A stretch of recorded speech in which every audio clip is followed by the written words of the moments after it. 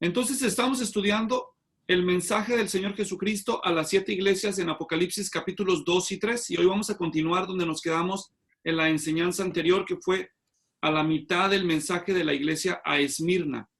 Así que les doy la forma de introducción. Ese va a ser el tema de hoy.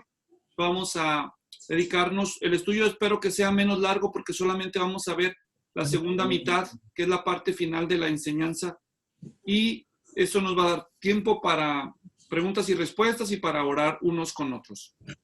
Bueno, pues voy a comenzar haciendo una breve oración y luego vamos a empezar a estudiar el pasaje. Si gustan acompañarme, se los agradezco. Oremos. Señor y Padre, estamos tan agradecidos que las misericordias tuyas son nuevas cada mañana para nosotros y tu fidelidad es grande. Queremos ponernos en tus manos en esta hora, pidiéndote nos ayudes, nos guíes con tu palabra y con tu espíritu para entender toda verdad. Oramos también para que el mensaje de hoy pueda traer edificación y entendimiento a nuestras mentes y a nuestros corazones. Y oro para que los que escuchan esta enseñanza también puedan seguir desarrollando su crecimiento espiritual. En el nombre del Señor Jesucristo, amén. Bueno, voy a compartir mis notas con ustedes y vamos a dar inicio a la exposición del tema de hoy. Voy a llevarlos al pasaje primeramente y vamos a leer la escritura y le voy a dar la oportunidad a uno de ustedes que quiera leer el Apocalipsis 2, versículos 8 al 11. Y les voy a poner aquí, pues ya saben que la Biblia que yo uso es la Biblia de las Américas. Si alguien quiere hacerme el favor de leer en voz alta, tome la palabra, por favor. 8 al 11. Sí. Ok. Dice, y escribe al ángel de la iglesia en Esmirna, el primero y el último, el que estuvo muerto y ha vuelto a la vida, dice esto. Yo conozco tu tribulación y tu pobreza, pero tú eres rico, y la blasfemia de los que se dicen ser judíos y no lo son, sino que son sinagoga de Satanás. No temas lo que estás por sufrir. He aquí, el diablo echará a algunos de vosotros en la cárcel para que seáis probados, y tendréis tribulación por 10 días. Sé fiel hasta la muerte, y yo te daré la corona de la vida. El que tiene oído, oiga lo que el Espíritu dice a las iglesias.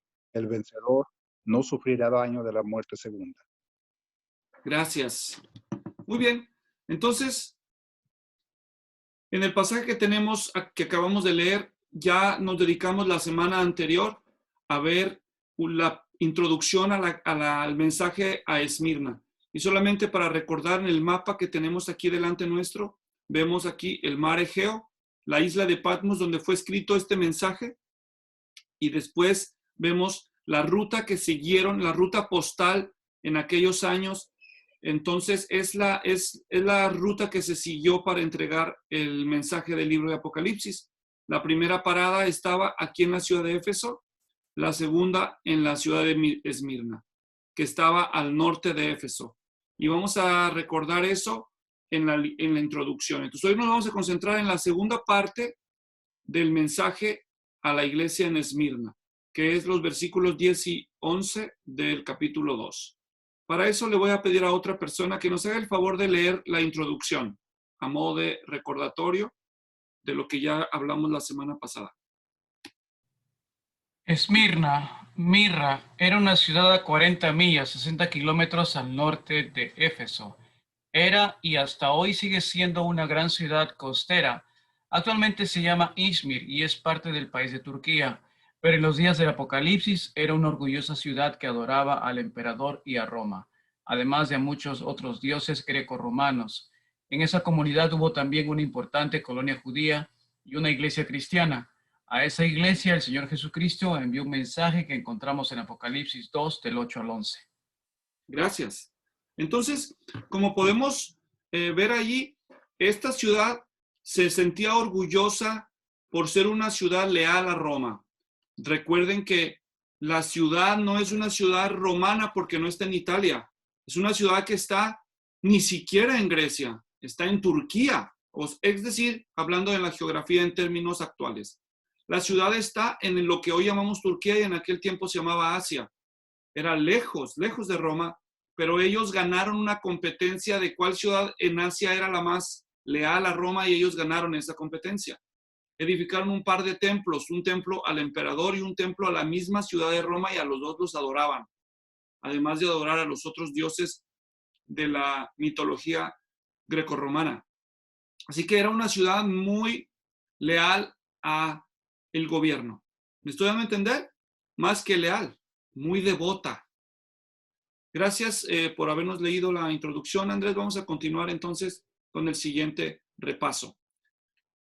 A la luz de lo que ya leímos en Apocalipsis y explicamos la semana pasada, ya se dijeron las siguientes afirmaciones. ¿Quién nos hace el favor de leer el resumen? En los primeros 2 versículos aprendimos, número 1, en versículo 8, Cristo es el eterno soberano Señor resucitado. Número 2, en el versículo 9a, Cristo alienta a la iglesia recordándole que Él sabe lo que sufre. Número 3, versículo 9b, Cristo elogia a la iglesia por serle fiel a pesar de sufrir. De sufrir tribulaciones, a pesar de sufrir pobreza, y también de sufrir las infamias de los que dicen ser judíos, pero que eran, según el Señor, sinagoga de Satanás. Este es un repaso. ¿Está claro, hermanos? ¿Sí? Muy bien, gracias. Ahora continúo entonces compartiendo mis apuntes para que podamos estar todos en la misma página. Ok. Vamos a ver. Ahora, recuerden que yo les he explicado que este diagrama nos ilustra el formato que sigue el mensaje del Señor a cualquiera de las 7 iglesias. En el caso de la iglesia Esmirna, hay 2 elementos que están vacíos porque esta iglesia no tuvo reproche y tampoco tiene amenazas, por así decirlo, de disciplina. En primer lugar, se presenta siempre la descripción de nuestro Señor Jesucristo, y como ya leímos en el resumen que Erika acaba de leer, Él se presenta como el soberano, eterno, eso es lo que significa esa frase, el Señor que ha resucitado, ¿verdad? Luego vimos que el Señor Jesucristo presenta en segundo lugar, como hace con todas las iglesias, un elogio de lo que hacen bien. Y en el caso de la iglesia Esmirna, lo que sobresale es su perseverancia a pesar de sus adversidades, su pobreza y la infamia que habían sufrido. No hay reproche para ellos, entonces sí hay una exhortación. La exhortación es la que se menciona aquí en cuarto lugar, sí, porque ese es 1, 2, 3, en cuarto lugar, y la exhortación ahí se nos resume a no temer el sufrimiento, sino a ser fieles hasta la muerte. Y después de la solución, tenemos, no hay consecuencias tampoco, y lo que sí vemos es, al final, una promesa, y la promesa es la corona de vida, no sufrir daño de la segunda muerte. Así que este es un resumen de toda la exposición del mensaje a la iglesia en Esmirna. Ahora vamos a seguir donde nos quedamos. Ya hicimos un repaso, ya hemos visto esto. Ahora vamos a enfocarnos en el estudio de hoy en esos 3 bloques finales. Y habiendo dicho eso, comenzamos pues con el primero de ellos. Es lo que normalmente sería la solución, en este caso sería la exhortación. Martín, ¿nos haces favor de leer el versículo 10 una vez más? Gracias. No temas lo que estás por sufrir. He aquí el diablo echará a algunos de vosotros en la cárcel para que seáis probados, y tendréis tribulación por 10 días. Sé fiel hasta la muerte, y yo te daré la corona de la vida. Gracias. Muy bien, entonces vamos a observar cuáles son las indicaciones del Señor aquí. Aquí Cristo les manda a los creyentes en Esmirna que respondan a las tribulaciones que ellos enfrentan de 2 maneras específicas que encontramos aquí en el pasaje. La primera está en este imperativo, no temas, y el segundo imperativo es, sé fiel. Esos son los 2 imperativos que encontramos en el pasaje. No temas y sé fiel. Uno es negativo, este es no, y este es positivo. Lo que sí deben hacer y aquí lo que no deben hacer. Vamos a ver entonces los detalles. En primer lugar, se le manda, no temas lo que estás por sufrir. Entonces, Cristo le da la orden a ellos que no deben de temer nada de lo que sufrirían. sinónimos de temor, ayúdenme. Miedo. Miedo, ¿algo más? Pavor. Pavor, muy bien, Inseguridad. muy bien. Entonces, ¿se pueden imaginar lo que ellos sentían al ser acusados, al ser perseguidos? Obviamente se sentían muy mal. Es fácil decirle a alguien, no temas, pero es muy difícil controlar el temor que a veces uno siente, ¿verdad? Entonces, cuando ustedes eran más jóvenes, ¿a qué le tuvieron miedo? A ver, cuéntenme, ¿cómo a qué cosas les daba miedo? Yo le tenía miedo al fin del mundo. Ah, muy bien. Yo también, fíjate qué coincidencia. No me acordaba, pero sí, yo le tenía miedo a eso. A las ratas. A las ratas. A los escorpiones. Ok, gracias. ¿A qué más? Mi La papá. oscuridad. La oscuridad. A la oscuridad. Muy bien. A los perros. A los perros. Oh, wow. Bueno. A mi papá. A tu papá. Supongo que a tu papá en el sentido disciplinario. ¿Entiendo bien? Sí, señor. Ah, bueno. Ok. Digo, no hay nadie tan feo, así como tan feo que le tengamos miedo por esto. Es porque era muy firme su papá. Y allá, Carolina, ¿a qué le tenías miedo?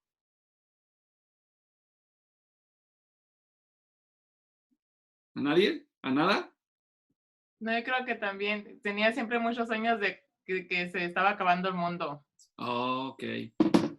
Yo le tenía miedo también a las arañas. Yo le tenía mucho miedo a las arañas, que me fuera a picar una araña y me fuera a morir. A la muerte, le tenía miedo a la muerte, le tuve miedo a la oscuridad. ¿Le tenía miedo al espejo? No, no es cierto. ¿Verdad? Ok. Bueno, dicen que había alguien tan feo que cuando sus papás lo castigaban, lo ponían enfrente del espejo ahí para que escarmentara, ¿verdad? Bueno, es una broma. Todos hemos tenido miedos de todo tipo, ¿verdad?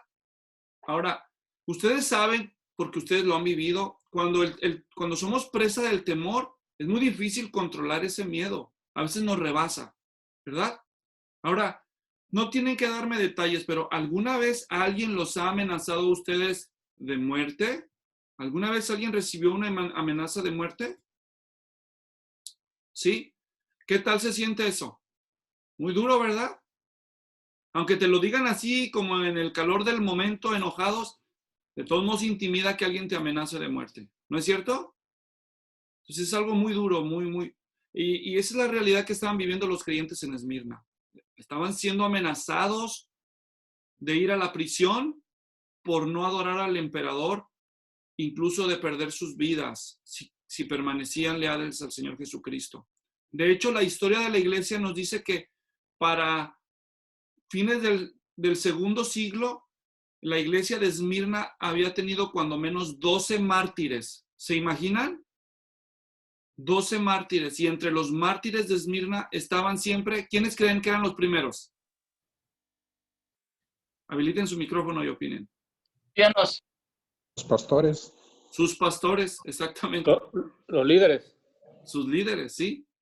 Entonces, ha de haber sido muy doloroso para la iglesia perder hermanos de su iglesia y especialmente sus pastores, porque tuvo buenos pastores. Tuvo buenos pastores.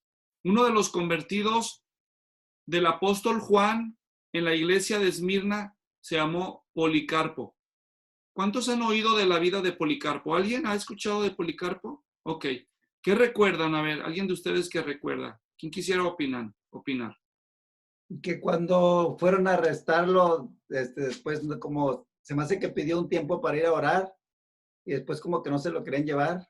Después cuando le pidieron que negara a Jesucristo, que se me hace que murió cuando tenía como 86 años y dijo que cómo iba a negar a él a su Señor, ¿verdad? Y se me hace que dijo esto que lo único que lamentaba es que solamente tenía una vida para ofrecerle. Qué buena memoria tienes. Tienes toda la razón. Eso es lo que él dijo, según se sabe en las crónicas.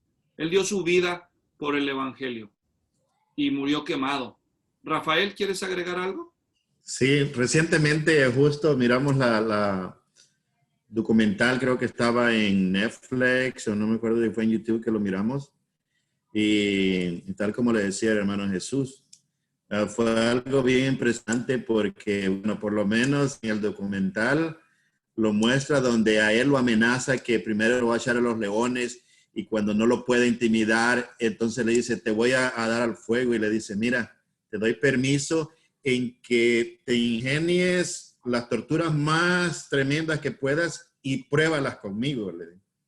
Y luego cuando lo pusieron fuego, las llamas no lo quemaban y por eso lo tuvieron que atravesar con una lanza porque él no lo estaba quemando.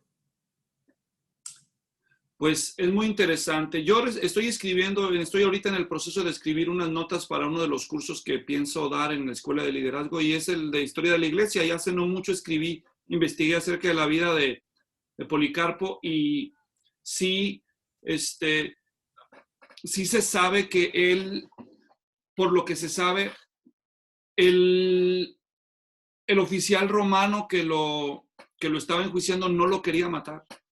Estaba tratando, por lo que parece, de ponérsela fácil para no matarlo porque era un hombre de buena reputación. Pero él dijo, bajo ninguna circunstancia voy a negar mi fe. Entonces no quiso cooperar ni en lo más mínimo.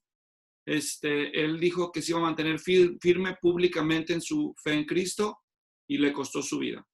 Pero bueno, ¿saben? La buena noticia es que el testimonio de Cristo ha permanecido y hasta el día de hoy hay iglesia en esa ciudad. En Éfeso no fue así. Y ese es un buen testimonio de una iglesia fiel. Bueno, vamos entonces a continuar viendo nuestros apuntes. Entonces se le manda a la iglesia que no tema lo que habrá de sufrir. ¿Verdad? ¿Alguien nos puede hacer el favor de leer el párrafo en amarillo? Gracias. Humanamente hablando, era imposible que no temieran, pero la orden es a no temer al punto de comprometer sus convicciones espirituales, de cometer idolatría, renegar de la soberanía de Dios o desafiar su cuidado. ¿Verdad? O desconfiar de su cuidado. Note que dice, nada de lo que sufrirán, y no solamente lo que sufrirán. Sí. Lo cual nos indica que el Señor había tomado una decisión soberana de permitir que sufrirían en varias maneras. Gracias. Es decir, lo que estamos diciendo aquí, es, si ustedes prestan atención en el texto, una vez más, en el versículo 10, aquí está. Dice, no temas lo que estás por sufrir. No temas lo que estás por sufrir. Entonces, si ustedes observan claramente, dice que ellos era un hecho de que iban a sufrir. Lo que quise decir con ese párrafo fue, el texto no dice, no temas si sufres. Le está diciendo, no temas cuando sufras. Hay una diferencia. ¿Cuál es la diferencia? No es lo mismo decir no temas si sufres a decir no temas cuando sufras. Es un hecho que van a sufrir. Tienes razón. Si dijera no temas si sufres es puede que sí, puede que no, es incierto. Pero cuando se le dice no temas lo que vas a sufrir, se le está diciendo vas a sufrir. Y no solo dice vas a sufrir, sino le dice vas a sufrir de varias formas. Esa es la implicación que estamos tratando de decir aquí. ¿Decías, José, algo más? Perdón. ¡Qué ánimo!, ¿no? Sí, ¿verdad? Muy dura carga le tocó a esa iglesia, ¿verdad? Hay veces que nos toca que el Señor nos escoja para representarlo en medio de los triunfos y las victorias, pero a veces que Dios escoge a algunos de sus siervos para que lo representen en medio de los sufrimientos y de las pruebas. Y ese fue, pues, el ministerio que le tocó a esa iglesia. Y si Cristo nos diera ese ministerio a nosotros, ¿podría decir de nosotros que somos fieles? Pues, esa es la soberanía de Dios, ¿verdad? Si nos hubiera tocado ser una iglesia en este momento en lugares como Siria, como Irak, como Irán, como Pakistán, como el norte de Nigeria, como Somalia, como Etiopía, como algunos lugares de China.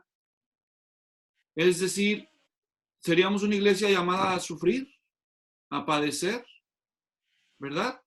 Entonces, las cosas pueden cambiar en el futuro. No debemos tener delirios de persecución, pero también debemos estar listos para reconocer que el Señor es soberano y Él puede permitir lo que le parezca mejor a su iglesia. Pero también dice, no temas en nada en lo que vas a sufrir para que seas probado. Sí. Y ahorita vamos a sufrir. Oh, ok. Sí, tienes razón. Y para allá vamos. Gracias por esa observación, José. Así que continuamos precisamente viendo nuestros apuntes. Ok, entonces, ellos iban a sufrir. Segunda cosa que se les manda, ser fiel hasta la muerte. Y aquí hacemos dos observaciones. En primer lugar, hemos de observar que la frase ser fiel, esa frase está en una forma gramatical que significa continúa siendo fiel. Si hubiéramos visto el Nuevo Testamento interlineal griego-español de Francisco Lacuevas y Ceballos, hubiéramos visto que así está traducido. Sigue siendo fiel. Es decir, no es un reproche. Cristo no le está diciendo a la iglesia, no le está diciendo, ya sean fieles, infieles, ya pónganse en paz, sean fieles. No, le está diciendo a una iglesia fiel, buen trabajo, sigan así. ¿Me estoy dando a entender, hermanos? Bueno, entonces ellos habían sido fieles hasta ese momento, pero tenían que seguir siendo fieles por lo que estaba por venir. Bueno, en segundo lugar, vamos a ver ahí nuestros apuntes. Cristo les dice, sé fiel hasta la muerte, ¿verdad? Hasta la muerte. Y es lo que acabábamos de recalcar, lo que nos decía José en su comentario.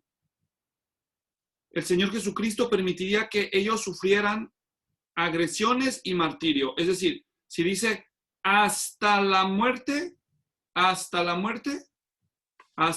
significa hasta el final. Eso tiene una doble perspectiva. La perspectiva horizontal, es decir, ser fiel hasta el fin, habla de tiempo. Tiempo. Hasta el final de la vida. Y luego una perspectiva vertical. Esto habla de en cuanto a grado, no en cuanto a tiempo.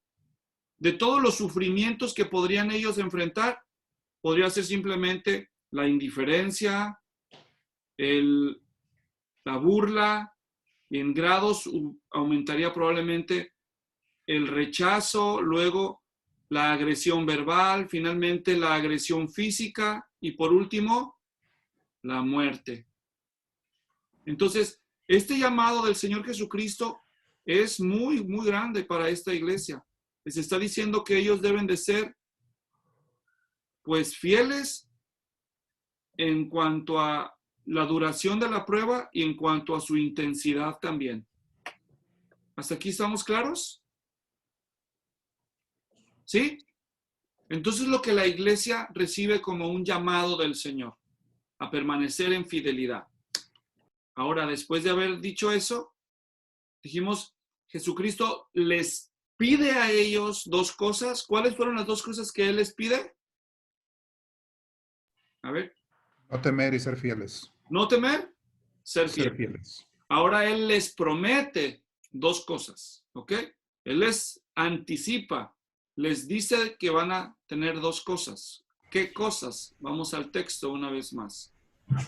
Y les dice... La corona. Muy bien. Entonces, en el presente, ¿qué es lo que van a tener? Pruebas. En el presente, pruebas. Ya vimos, para algunos de ellos habrá incluso muerte. Muerte. Lo cual no es nada halagador, ¿verdad? Nadie quisiera ese ministerio, el ministerio de martirio. Pero lo cierto es que el Señor Jesucristo, a algunos de sus siervos, los llama al sufrimiento. Pero también los llama en el futuro a la victoria, ¿verdad? El vencedor lo llama a la victoria. Ahora, si en el presente a algunos de ellos les tocaba la muerte, la promesa para ellos es vida. ¿Observan eso? No sufrirá daño de la muerte segunda. Entonces, esto significa que en el futuro la victoria va a ser que aunque físicamente mueran, en el presente, en el futuro vivirán eternamente. ¿Está claro, hermanos?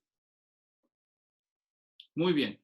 Entonces, uno de los temores que mencionamos, algunos, fue el temor a la muerte, el temor al fin del mundo. ¿Qué es lo que temían en cuanto al fin del mundo los que opinaron eso? De toda la familia, yo pienso. ¿Pero qué exactamente qué? ¿Qué temías? Sí. Que se iban a morir. Ok, que se iban a morir. Fuego. ¿El fuego? Muy bien. Iban a ser castigados severamente. Yo todavía no conocí al Señor Jesucristo como mi Salvador. Creo que fue en 1986 cuando empezaron a anunciar que se acercaba el cometa Halley. ¿A cuántos les tocó escuchar de eso? No me hagan sentir viejo, por favor. ¿Soy el único? Ok, 1986. El cometa Halley. Se va a acabar el mundo, decían. ¿Alguien se acuerda de eso? Bien. No, pues que estaban muy jóvenes algunos. Ya me eché la soga al cuello. Bueno, luego, cuando llegó el 2000, ¿se acuerdan? El 2000. ¿Qué decían? ¿Qué decían? El Y2K. El Y2K, que iba a explotar todo. Las computadoras iban a colapsar. Sí, ¿verdad? Yo estaba en Alabama en ese tiempo con mi esposa sirviendo al Señor. Estábamos empezando una obra hispana allá y, oh, wow, hubieran visto lo que la gente hacía. No sé si eso pasó. ¿Algunos de ustedes ya vivían aquí en Estados Unidos para el año 2000? Sí. Ok, ¿qué hizo la gente acá? Quiero escuchar a ver si hicieron lo mismo que allá. Yo me fui al Home Depot. ¿Mande? Yo me fui al Home Depot a comprar agua, a comprar una estufa de gas y a comprar comida y a mirar la computadora que no se me iba a colapsar. Ok. ¿Y los demás qué más? Nosotros, perdón. Lady Frost. Ok. Nosotros, cuando escuchamos una familia que iba con nosotros junto a la iglesia, se asustó tanto que vendieron sus cosas aquí y se devolvieron a Guatemala. Wow. ¿Y los otros qué iban a decir? ¿Quién iba a opinar? García. Y explotó una máquina a las meras 12 y todos nos asustamos. ¿Sí? ¿En serio? ¿Coincidió? Mira, sí, nada más. Explotó estaba trabajando en una compañía donde hacíamos pipas de plástico y en ese rato algo explotó y pues eran a las meras 12 y que explotan. Y pues sí nos asustó porque habían dicho que te iba a pasar cosas así. O sea que se desvelaron ustedes para recibir el año nuevo. No, trabajaba de noche, entonces trabajaba de 10 de la noche a 6 de la mañana. Y es cuando sucedió eso. Que yo me acuerdo, sí. Y nos asustamos. Bien. Pero no tanto, ¿verdad? Pues yo también recuerdo allá donde estábamos, las personas estaban comprando costales de frijoles, de arroz, agua más no poder. Y ¿saben que mucha gente hizo lo mismo ahora este año de la pandemia? Sí. Mucha gente. Incluso gente que conocemos, pero no les voy a decir quién. Pero sí, de veras, aún como cristianos, a veces el temor no hay nada de malo en aprovisionarse, pero por ahí escuché de una familia en inglés que compraron muchas cosas y llenaron casi un cuarto de provisiones y dije, wow. Porque no había. Ajá. Bueno, sí, pues no había, ¿verdad? Y los compraron para compartir, claro. Qué bueno. De veras que tardó en haber algunos recursos, escaseó el papel higiénico, las servilletas, el agua embotellada escaseó, ¿verdad, hermanos? muchas cosas. ¿Y a qué obedecía eso? Pues a que muchas personas pensaban que esto ya iba a ser el fin del mundo. Bueno, o si no el fin del mundo, al menos algo parecido. Pastor, a mi Sí. esposo Juan Carlos, una persona le preguntó que si esto era el fin del mundo, que qué estaba pasando, que porque si este era el fin del mundo, se asustó demasiado. Sí. Yo conocí a un amigo cristiano que conoció a otra persona coreana, americana, y esa persona tenía, no solamente de que decía ser cristiana, pero decía que él estaba preparado para darle guerra al anticristo también. No solo compró agua y comida, sino compró armas y municiones, según esa persona. Entonces hay que tener cuidado, porque el temor puede llevarnos a extremos irracionales. Entonces, sí, hay que tener cuidado. No hay nada de malo en ser precavidos, pero debe haber un balance, ¿verdad? Un balance. Muy bien, vamos entonces yo me acuerdo que cuando llegó este asunto del cometa Halley, yo tenía mucho miedo a la muerte y no conocíamos a nadie. En ese tiempo vivía yo en México. Y entonces ahí en la familia, no sé cómo, empezó a circular el famoso libro de las profecías de Nostradamus. Y que decían que era Nostradamus el que anticipó que el mundo se iba a acabar con la llegada del cometa Halley.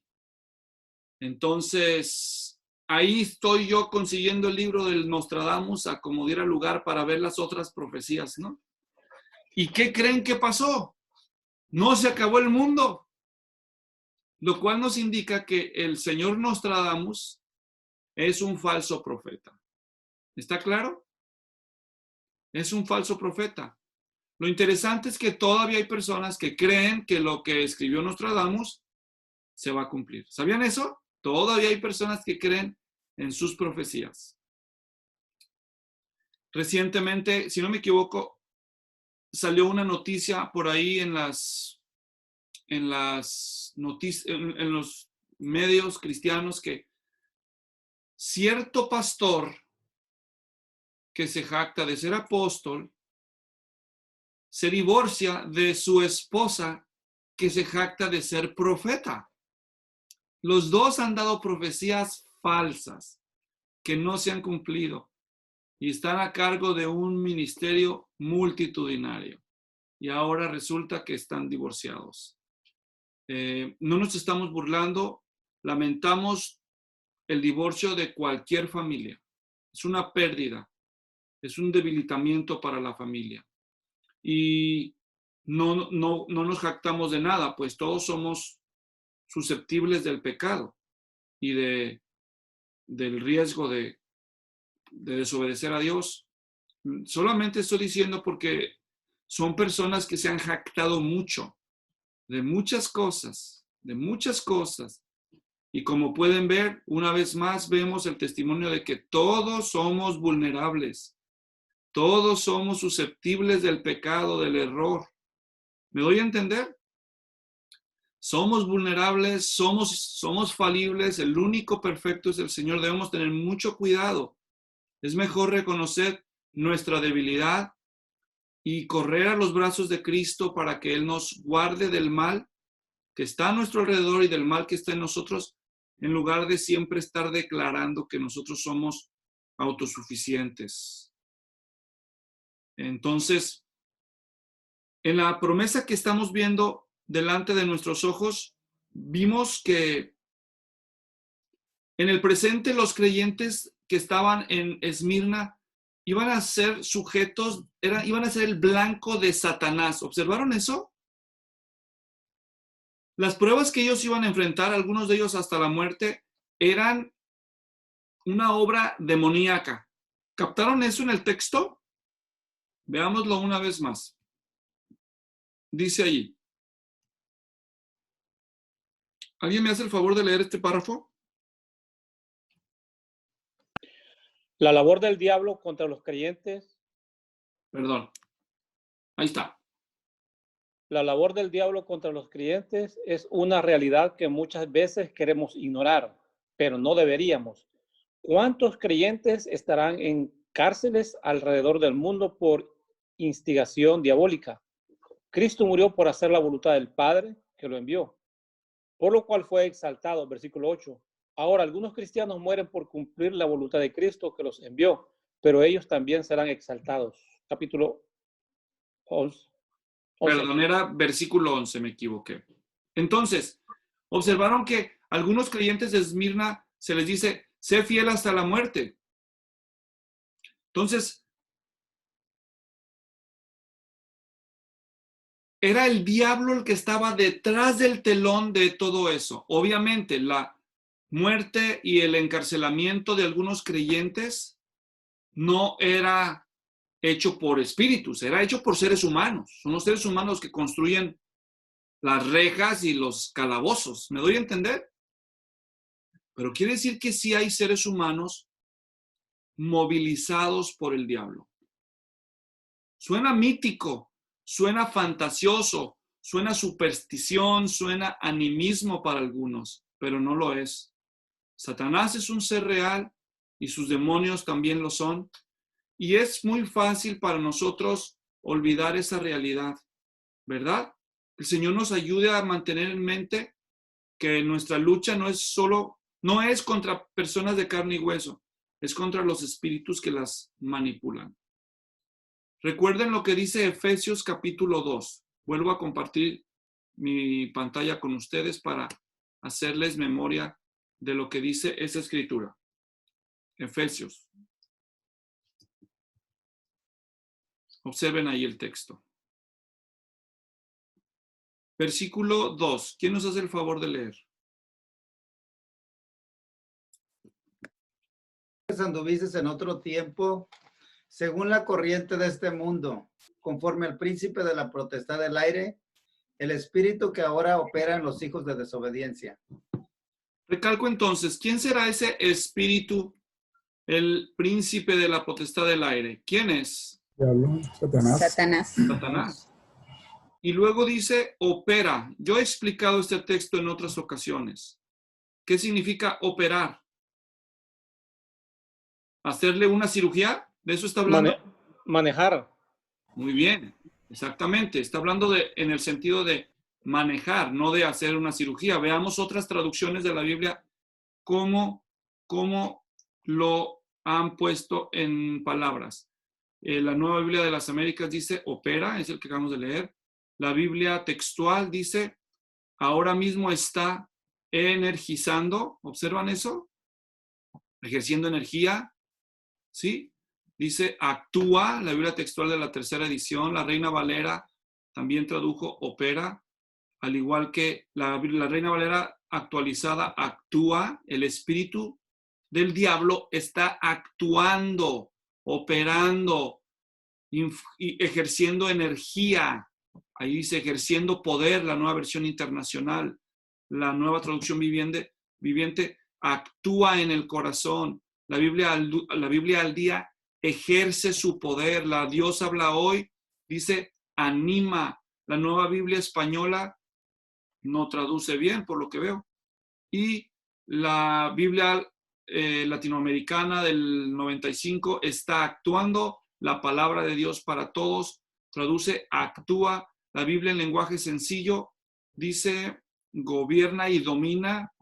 La Peshitta tradujo opera. En inglés tenemos la English Standard Version que dice is now at work, está trabajando. Lo mismo que la King James dice the spirit that now worked, habla del trabajo, de la operación, del ejercicio. También la versión recobro opera. Y como hemos dicho antes, nada más para aclarar, el texto griego es el verbo energeo, donde viene nuestro término castellano energía, y se traduce actuar, obrar, ser eficaz, efectos muy poderosos, producir, realizar. Esas son las acepciones de ese verbo griego. Entonces, ¿qué nos está diciendo? Que el diablo, Satanás, ejerce poder, influencia, opera Dice, en los hijos de desobediencia. ¿Quiénes son los hijos de desobediencia? A ver, Andrés, ¿quiénes son? ¿Los no creyentes, pastor? Muy bien, son todos los que desobedecen al Señor. No es que una señora se llama desobediencia y son los hijos de desobediencia los que el diablo agarró de baje. No está hablando de eso, ¿verdad? Los hijos de desobediencia. Entonces, el término hijo de es una expresión idiomática hebrea que suele usarse para referirse a alguien igual a su padre. ¿Me doy a entender? Cuando decían del Señor Jesús que él era hijo del carpintero, lo que estaban queriendo decir es que es carpintero como su padre. ¿Me estoy dando a entender? Entonces, cuando Cristo decía que era hijo de Dios, por eso querían matarlo. Porque, observen lo que dice Juan una vez más. Vamos al pasaje de Juan capítulo 5. Es Juan 5, 18, si no me recuerdo mal. Ok. Observen cómo dice. Versículo 17. ¿Quién nos lee? Juan 5, 17. Pero él le respondió, hasta ahora mi padre trabaja y yo también trabajo. El 18 ahora. Entonces, por esta causa, los judíos aún más procuraban matarle, porque no solo violaba el día de reposo, sino que también llamaba a Dios su propio Padre, haciéndose igual a Dios. ¿Observan? ¿Por qué querían los judíos matar al Señor Jesucristo? Hacía igual a Dios siendo hombre. Porque él decía, Dios es mi Padre, y para ellos había una igualación de naturaleza entre el Padre y el Hijo. ¿Me doy a entender? Ahora, hay falsos maestros que han llevado esta enseñanza a un extremo equivocado, diciendo que nosotros somos dioses también, porque somos hijos de Dios ahora. Esto es llevar fuera del contexto bíblico esa realidad exegética. No es cierto que nosotros somos dioses, no somos dioses en absoluto. El Señor Jesucristo sí es Dios. Lo era y siempre lo será. Nada más dejo claro la diferencia. No vaya a ser que después alguno de ustedes me empiece a decir que somos Jehová Junior, como dijo por ahí un loco, ¿verdad? Bueno, entonces, volviendo al tema, entonces, cuando vemos que el Señor Jesucristo, no sé por qué me desvié en este tema, ¿de qué estaba hablándoles? ¿Ya ven? Ah, sí, que hay hijos de desobediencia. Estamos leyendo el pasaje de Efesios 2, volvamos a Efesios 2, porque es importante dejar esto claro. Entonces, los hijos de desobediencia, pues son los hijos desobedientes, son los que se caracterizan por la desobediencia. Este espíritu es un espíritu de desobediencia, es el Satanás. Y él ejerce, dice, un poder, una energía en los hijos de desobediencia. ¿Cuándo ejerce ese poder? Según ese adverbio. ¿Cuándo? Ahora. ¿Y cuál es ese ahora? ¿Ese ahora nada más era en los tiempos de Pablo o sigue siendo ahora? Sigue siendo ahora. Todo tiempo que una persona permanece en un estado de incredulidad, sigue siendo considerada desde la perspectiva teológica bíblica una persona en desobediencia. ¿Me estoy dando a entender? Porque la primera de las obediencias que se le mandan a los seres humanos es creer en el Señor. Así que la incredulidad es sinónimo de un estado de desobediencia. ¿Me doy a entender? Entonces, un hijo de desobediencia es lo mismo que un incrédulo. ¿Hasta aquí estoy siendo claro? La Biblia enseña que todos los que están en un estado de incredulidad en el señorío de Jesucristo son personas que están bajo la operación energética de Satanás. Satanás trabaja en todos los incrédulos. Ahora tengo una pregunta para los que están aquí conectados. ¿Cuántos de ustedes fueron incrédulos? Les tengo entonces una revelación. Ustedes eran marionetas de ese espíritu. Ahora, ¿alguna vez se sintieron endemoniados? No testifiquen, por favor. Pero lo más seguro es que nadie de ustedes se sintió endemoniado, ¿verdad?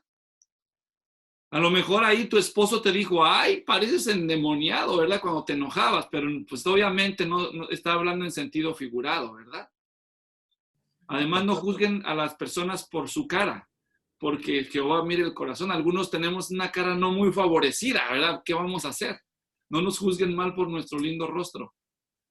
Pero lo que sí es cierto es que todos, mientras no conocemos a Cristo, no necesitamos estar endemoniados al estilo hollywoodense, puros mitos. En realidad estamos bajo el poder del maligno sin saberlo. Ahora, ¿por qué no nos sentimos endiablados cuando estamos en incredulidad? ¿Saben por qué? El mismo versículo nos da una pista y los vuelvo a llevar a ese pasaje para que entiendan cómo está funcionando.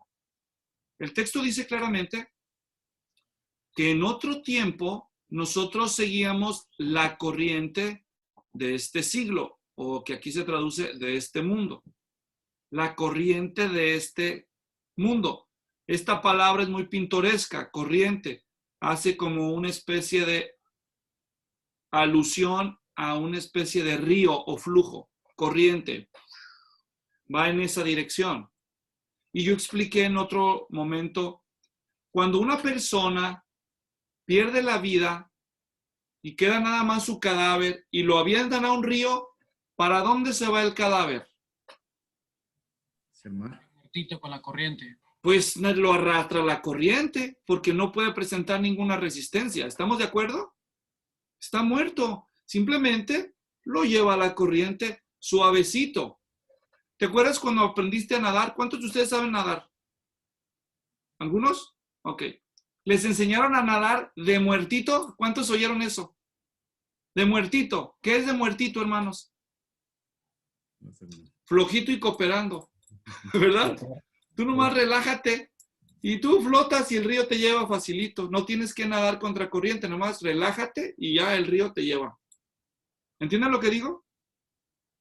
Ok, entonces los términos que usa aquí el apóstol son espirituales. ¿Captan eso? Entonces, volviendo al pasaje, observen. Nosotros estábamos muertos en nuestros delitos y pecados. Así que era fácil para nosotros seguir la corriente del mundo. No sentíamos que el diablo hiciera nada en nosotros, porque ya estábamos siguiendo la corriente del mundo. Es natural para el no creyente, porque coincide como engranes en perfecta sincronía su naturaleza pecaminosa, la corriente del mundo y la influencia satánica. ¿Me estoy dando a entender? Porque todas corren en la misma dirección.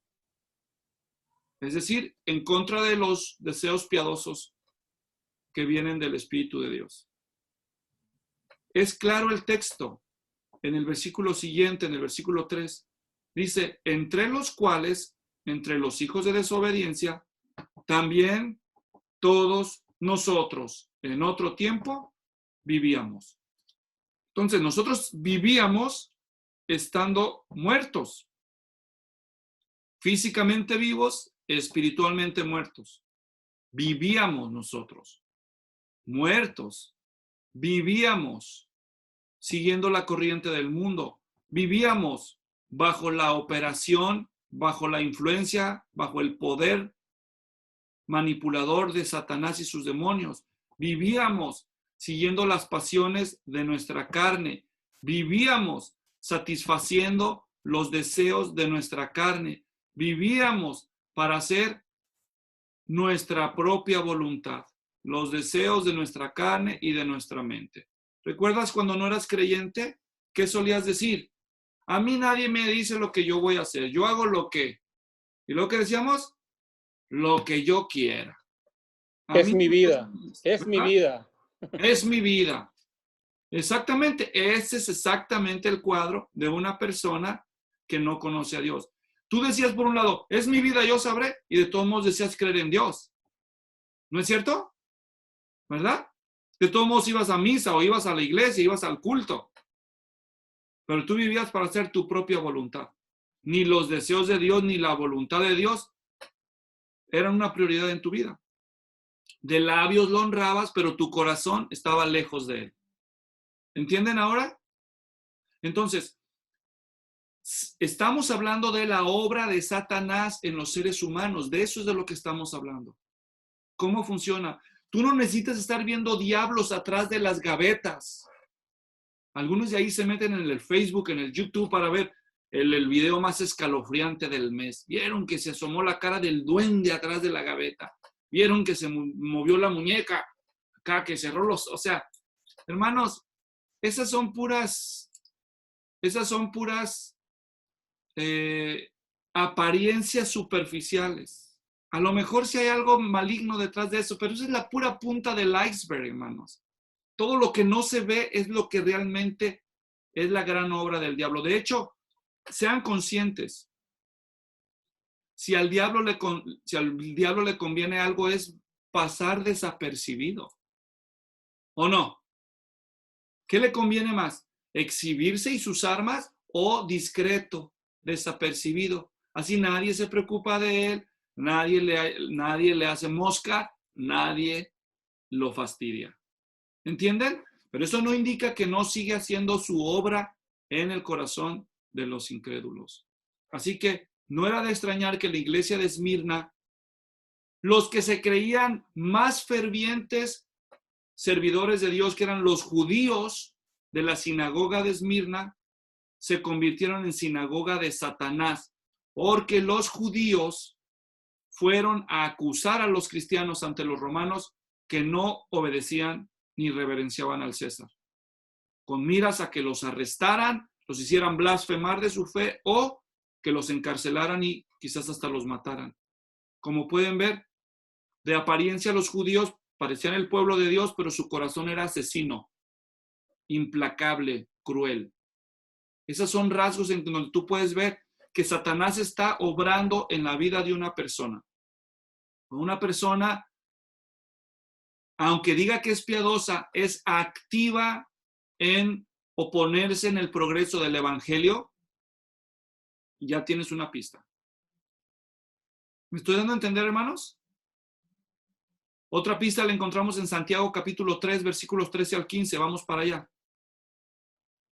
Santiago 3, les muestro.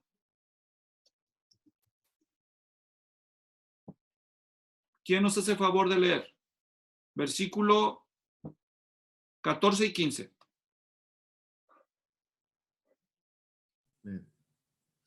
Pero si tenéis celos amargos y ambición personal en vuestro corazón, no seáis arrogantes y así mintáis contra la verdad. Esta sabiduría no es la que viene de lo alto, sino que es terrenal, natural y diabólica. Ahí está clarito. Y el versículo 16, por favor, Celia. Porque donde hay celos y ambición personal, allí hay confusión y toda cosa mala.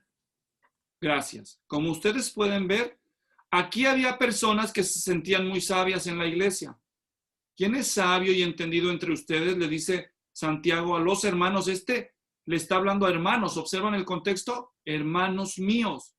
Gente había en la iglesia que decía ser cristiana, que se sentían muy sabios, según ellos, muy maduros, pero no había humildad en ellos, no había mansedumbre. Su conducta no era una conducta coherente con lo que decían saber.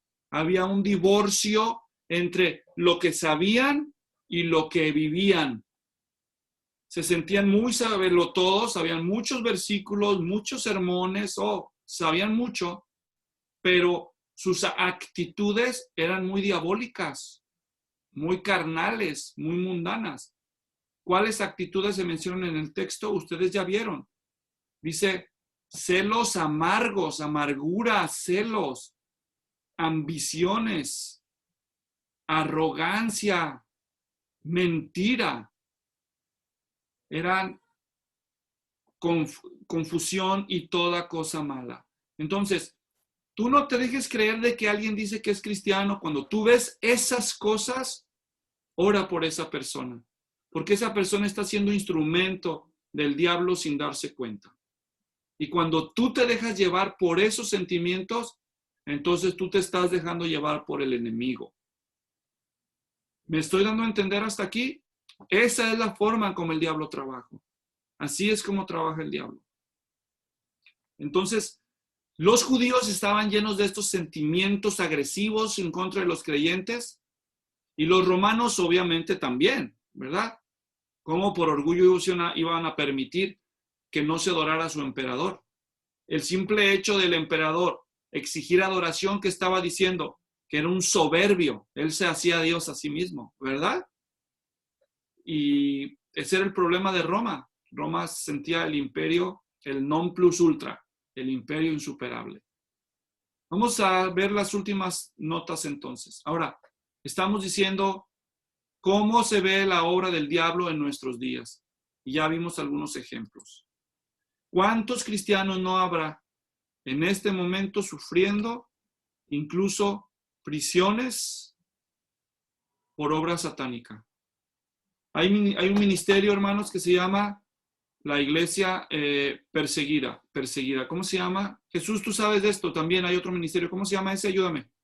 La Voz de los Mártires. La Voz de los Mártires, sí, gracias. Hasta películas tienen ellos de la vida real de algunos de nuestros hermanos en la fe que están sufriendo. La Voz de los Mártires. Y ellos envían un boletín. Si ustedes quieren ver en internet, pueden visitar esa página.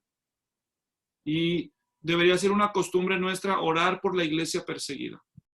Como nosotros vivimos en un ambiente pacífico, es fácil de olvidarlo, pero hay hermanos que están sufriendo despojos, privaciones, infamias, persecución, encarcelamientos, malos tratos, robos,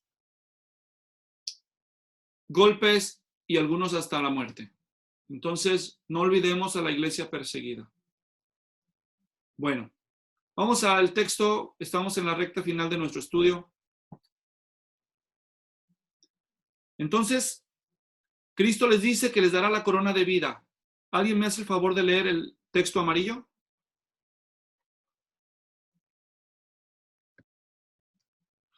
Yo te daré la corona, bueno, el texto amarillo, perdón. Corona, griego estefanón, era la diadema o guirnalda de olivo que se ponía a los generales vencedores en la batalla al volver a Roma. Cristo tomó una corona de espinas, Marcos 15:7, para que sus siervos puedan recibir una de oro, Apocalipsis 4:4.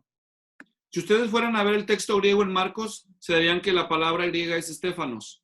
Es la misma que se usa ahí.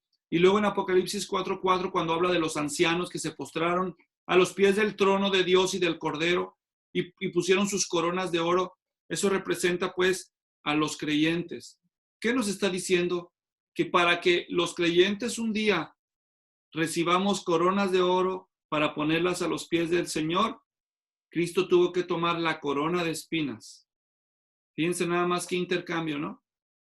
Cristo tomó la corona de espinas para que tú puedas recibir la corona de la vida que Dios ha prometido y las coronas de los galardones que el Señor tenga para los creyentes fieles.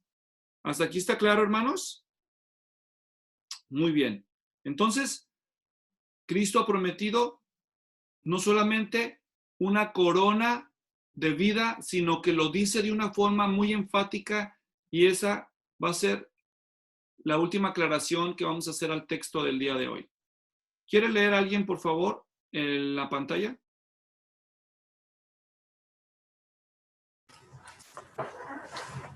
El vencedor no sufrirá daño de la muerte segunda. Ahí no puedo leer. Dice negación enfática, redundante. Deja explicar eso, Isra. Mejor lo voy a explicar para que sea más fácil. Ustedes leen en el texto del versículo 11 que dice, el vencedor no sufrirá daño de la muerte segunda. Entonces quiero explicarles algo del texto. Porque en español no es claro, pero en el idioma original sí lo es. Ahí en el versículo 11 dice, el vencedor no sufrirá daño. Ahora les explico, miren. Aquí el texto original, aquí dice, así suena más o menos en griego. Onikon, ume adikece, ek tu thanatu tu defteru. Y esto significa el que venza o el vencedor, y aquí dice no. Entonces, estas son las palabras que estamos diciendo. Esto es no para el modo indicativo en griego, y este es no para el modo subjuntivo y el modo imperativo sobre todo. Y cuando se juntan los dos no en griego, es una forma gráfica obvia para el lector que entienda que este es diría el mexicano callejero, un requete no. Este es un archinó. O como dijeran otros también, un nunca de los nuncas, nunca jamás, esto jamás pasará. Es enfático, es lo que estamos tratando de decir. Por eso el texto dice así, leyendo las notas otra vez. Lo que estoy diciendo es que esta palabra no se lee ume en griego, entonces es una negación enfática, es una negación redundante, es una negación absoluta. Literalmente sería no, pero equivale para nosotros en el nunca jamás, jamás de los jamases o nunca de los nuncas o bajo ninguna circunstancia. Entonces, al entender esa nota, podemos observar que esta afirmación, entonces, ¿qué significaría leer eso, Martín? Al saber que este no tiene esa connotación. ¿Qué quiere decir? Que lo que está diciendo es efectivo. Exactamente. ¿Y qué es lo que está diciendo? Que el vencedor nunca de los nunca sufrirá daño de la segunda muerte. Exactamente. O sea, una certeza, valga la redundancia, ciertísima. No hay margen de error. Hay una garantía de salvación para los cristianos que son fieles. ¿Acuerdan que dice el que persevera hasta el fin, ese será salvo? Es salvo y persevera no porque sus fuerzas lo capacitan, sino porque Dios lo preserva. Es la doctrina que nosotros llamamos la perseverancia de los santos. Dios preserva a sus escogidos, por consecuencia van a ser perseverantes hasta el fin. ¿Cómo sabemos que Dios los preserva hasta el fin? Porque ellos perseveran. Es decir, su capacidad para perseverar es una evidencia de que Dios los escogió y los ha preservado. No son verdades contrarias, son verdades complementarias. Ellos perseveran hasta el fin porque Dios les da el poder para guardar su fe hasta el final, y el hecho de que ellos perseveran demuestra que Dios ha sido fiel.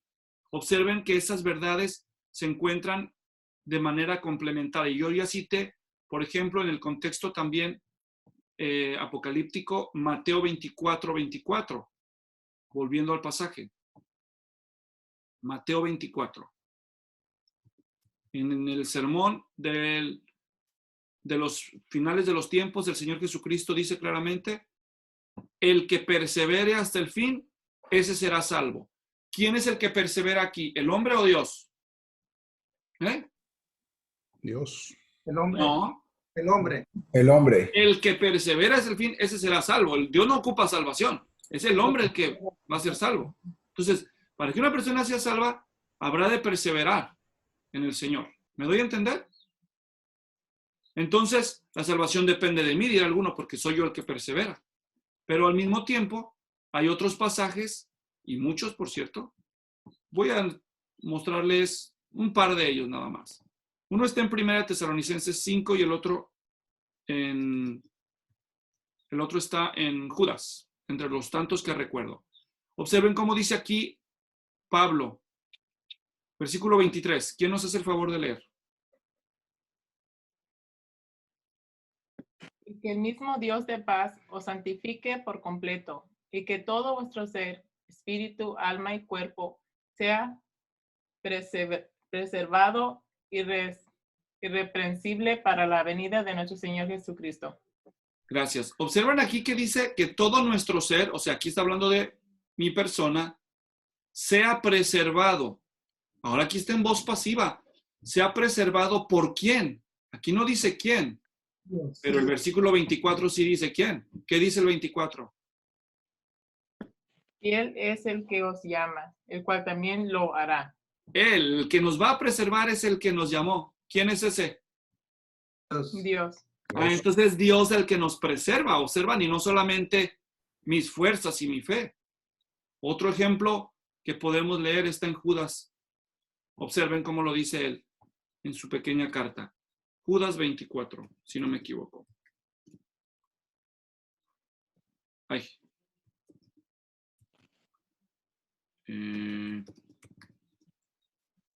¿Qué pasó, Luis? Estás escribiendo mal. A ver. Judas. Ahí está. Ok, observen cómo lo dice aquí, versículo 24. ¿Quién lee, por favor?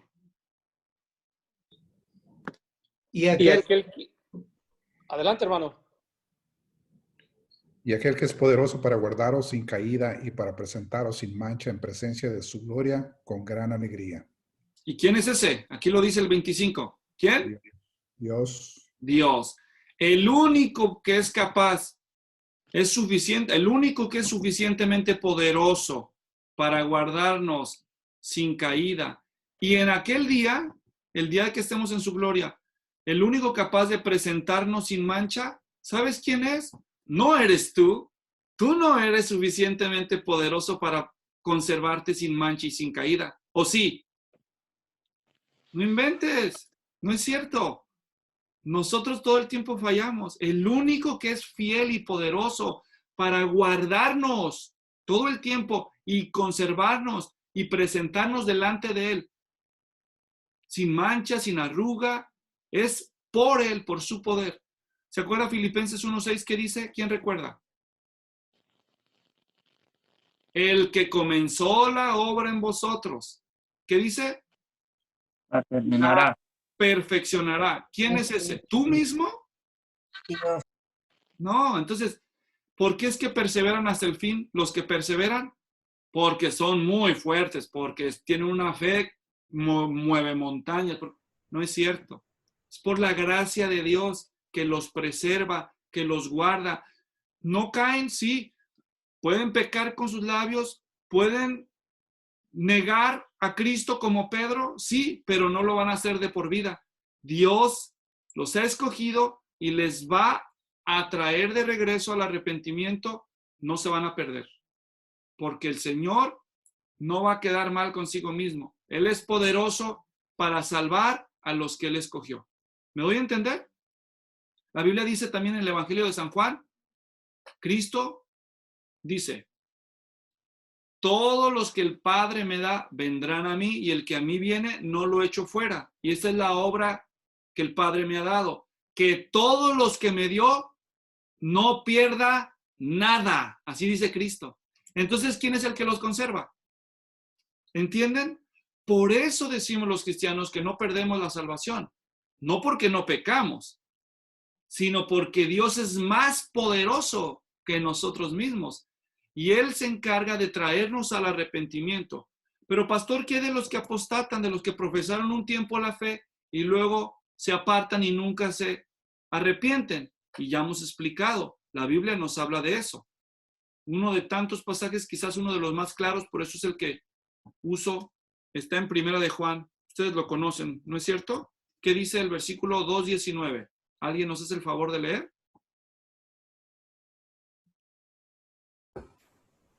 Pero en realidad no eran de nosotros, porque si hubieran sido de nosotros, habrían permanecido con nosotros. Pero salieron a fin de que se manifestara que no todos son de nosotros. Entonces pueden ver, la marca, una evidencia palpable de que alguien es salvo, es que persevera. Aunque por un tiempo como Pedro negó al Señor, ¿sí o no? Qué triste, ¿no? Pero no fue de por vida. ¿Quién lo buscó? ¿Quién lo restauró? ¿Fue Pedro en terapia diciendo, no, creo que sí, voy a arrepentirme, voy a volver al Señor? Cristo lo buscó, lean Juan 21. Pedro, ¿me amas? ¿Me amas más que esto? ¿Quién buscó a quién? Cuando Adán pecó, ¿quién buscó a quién? ¿Adán a Dios o Dios a Adán? Y cuando Pedro pecó, ¿quién buscó a quién? ¿Pedro a Cristo, Cristo a Pedro? Cristo a Pedro. ¿Entienden, hermanos? Así que los creyentes perseveran. Y eso no quita que Cristo los aliente. los anime, los exhorte a que perseveren. ¿Me entienden? O sea, ¿por qué Cristo tiene que dar mandatos como el de Apocalipsis 2:10? Sé fiel hasta la muerte, porque es a través de la obediencia del creyente que se va a evidenciar que él es escogido. Sino que diríamos, pues tú ríndete al pecado, de todos modos tú ya eres salvo. No. Cristo te recuerda que se va a evidenciar tu salvación por tu lucha contra el pecado, la santificación y la perseverancia. Pero aún esas obras son evidencia del poder de Dios en nosotros y no es para vanagloriarnos. ¿Me estoy dando a entender, hermanos? Bueno, sé que son a veces doctrinas complicadas, pero es nuestro deber, número 1, aceptar lo que el texto dice y número 2, reconciliar las aparentes contradicciones. ¿Me estoy dando a entender? Bien, entonces, nunca el vencedor, nunca sufrirá daño de la segunda muerte. Qué hermosa promesa nos da el Señor. Y así entonces llegamos al final de este estudio. Conclusiones finales. Bueno, aquí termina nuestra exposición del texto. En la próxima enseñanza nos ocuparemos del mensaje a la iglesia de Pérgamo. En cuanto a mí, a la exposición, aquí termina nuestra clase de hoy.